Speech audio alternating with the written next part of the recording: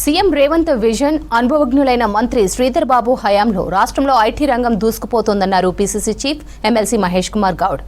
రేవంత్ నేతృత్వంలో రికార్డు స్థాయిలో 1,75,000 కోట్ల పెట్టుబడులు వచ్చాయని, 10 ఏళ్లు ఐటీ మంత్రిగా పనిచేసిన కేటీఆర్ ఎన్ని వందల కోట్ల పెట్టుబడులు తీసుకొచ్చారో బీఆర్ఎస్ నేతలు చెప్పగలరా అని ప్రశ్నించారు.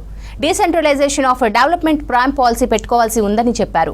మండల్లో ఐటీ పెట్టుబడులు, నగరాభివృద్ధిపై మాట్లాడారు పీసీసీ చీఫ్. పార్టీలకు అతీతంగా అందరూ రాష్ట్రాభివృద్ధికి తోడ్పడాల్సిన అవసరం ఉందని చెప్పారు. డీసెంట్రలైజేషన్ ఆఫ్ డెవలప్మెంట్ అనేది ప్రైమ్ పాలసీగా పెట్టుకోవాల్సిన అవసరం ఉన్నది. నో డౌట్ రేవంత్ రెడ్డి గారికి ఒక విజన్ ఉంది కాబట్టి హైదరాబాద్ని అన్ని రంగులతో విస్తరింపజేస్తూ ఉన్నారు. బట్ అది దీర్ఘకాలికంగా మనకు కొంత ప్రమాదం తెచ్చే అవకాశం ఉంటుంది. హైదరాబాద్ని ఫుల్ అంగులతో డెవలప్ చేస్తూ ఉన్నారు. బట్ రాష్ట్రం సమూలంగా డెవలప్ కావాలనుకున్నప్పుడు డీసెంట్రలైజేషన్ ఆఫ్ డెవలప్మెంట్. మీరు హైదరాబాద్లో పెడతారో చాలా సంతోషం, త్వరలో ఎయిర్పోర్ట్ వస్తూ ఉంది. ఇలా అమెరికా ఎంత ఫాస్ట్గా ఎమర్జ్ అయిందంటే decentralisation of development. Las Vegas అనేది ఎడారి ప్రాంతం. ఇలా అమెరికా ఎవరు పోయినా లాస్ వెగాస్కి ఒకసారి పోవాలనుకుంటారు. అలాంటి ఎంటర్టైన్మెంట్ సెంటర్ తీసుకొచ్చినారు. న్యూయార్క్ క్యాపిటల్ సిటీ, ఏమి ఉండదు. క్యాపిటల్ సిటీ ప్రెసిడెంట్ హౌస్ తప్ప ఏమీ ఉండదు. New York business centre. అలాగే డిఫెన్స్కి వేరొక రాష్ట్రం.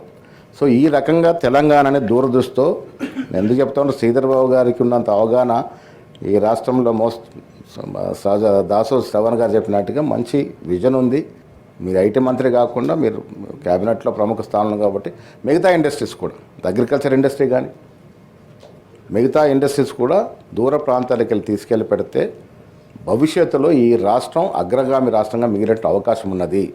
హైదరాబాద్ పీక్ వచ్చేసింది, అన్ని రకాలుగా అభివృద్ధి ఉంది. ఇక్కడ ఇంకా పెట్టాల్సిన అవసరం ఉంది. అది కూడా ఎందుకు ముఖ్యమంత్రి గారు పదే పదే చెప్తూ ఉంటారు, హైదరాబాద్ నగరం అనేది ఈ దేశం ఉన్నటువంటి నగరాలే కాకుండా ప్రపంచంలో నగరాలతో పోటీ పడాలని. ఇవాళ ప్రపంచంలో ఉన్న మేటి నగరాలన్నీ సముద్ర తీరం ఉన్న నగరాలు. మనకు దురదృష్టవశాత్తు సముద్రం లేదు ఇవాళ. అయినప్పటికీ కూడా ఐటీ పరంగానే మిగతా పరంగా హైదరాబాద్ ఇవాళ ఈ దేశంలోనే కాకుండా యావత్ ప్రపంచంలో నగరాలతో పోటీ పడమని తీసుకెళ్తా ఉన్నారు.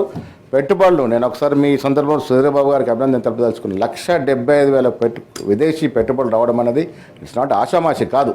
బాగా ఇంగ్లీష్ మాట్లాడగలిగినటువంటి ఐటీ మంత్రిని 10 ఏళ్ళ నుండి ఎన్ని వేల కోట్లు తెచ్చారు ఒకసారి చెప్పండి దయచేసి. ఎన్ని వేల కోట్లు తెచ్చారు? 100లో తేలేకపోయారు. ఒకటి నేను మీతో విజ్ఞప్తి చేస్తా ఉన్నాను, ఇవాళ విజయనగరంలో డెవలప్ చేస్తున్నప్పుడు మనకు పార్టీలకు అతీతంగా అభివృద్ధికి తోడ్పాల్సిన అవసరం ఉన్నది.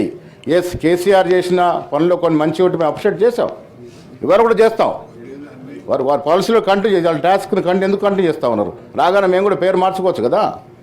కేసీఆర్ చేసిన మంచి పనులు కూడా మేము అప్రిషియేట్ చేస్తాం. బట్ ఇవాళ రేవంత్ రెడ్డి నేతృత్వం చేస్తున్న అభివృద్ధిని రాష్ట్రం దృక్పథం దృష్టిలో పెట్టుకొని అందరూ కూడా సహకారం చేయాల్సిన అవసరం ఉంది. రాజకీయంగా బయటికి వెళ్ళి విమర్శ చేసుకుందాం, ఎన్నికలు వచ్చినప్పుడు రాజకీయం పోటీ పడతాం. బట్ ఇవాళ ఇంకా 3 సంవత్సరాలు ఒక దురదృష్టితో ఈ రాష్ట్రం ముందుకు పోతున్నాం. మీ అందరూ కూడా సహకారం చేయాల్సిన అవసరం ఉంది. ముఖ్యంగా ఐటీ రంగం.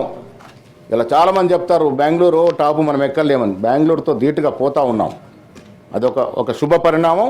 ఆ దశగా పోవాల్సిందిగా నేను విజ్ఞప్తి చేస్తూ శ్రీధర్ బాబు గారికి, మంత్రి గారికి మరొకసారి విజ్ఞప్తి చేస్తూ ఉన్నాను. డీసెంట్రలైజేషన్ అనే మీద ఒక దృష్టి పెట్టండి. భవిష్యత్తులో రాష్ట్రం అభివృద్ధి చెందాలంటే డీసెంట్రలైజేషన్ ఆఫ్ డెవలప్మెంట్ కావాలనే మాట వారికి విజ్ఞప్తి చేస్తూ సెలవు.